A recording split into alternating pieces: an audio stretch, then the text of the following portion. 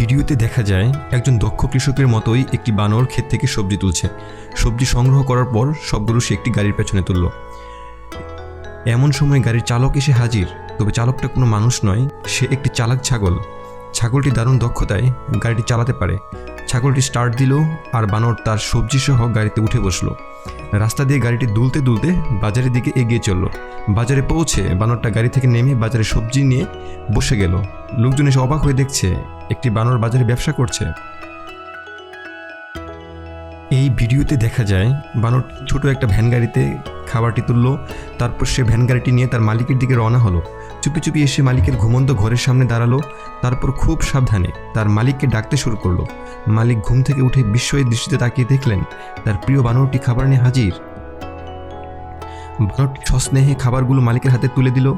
মালিকের মুখে আনন্দের হাসি ফুটে উঠল। তার বানরটিকে দেখে যেন তার সব ক্লান্তি দূর হয়ে গেল। আর এই ভিডিওতে দেখা যাচ্ছে বানরটি শাওয়ার দিয়ে গোসল করছে, ঠিক যেন মানুষের মতো।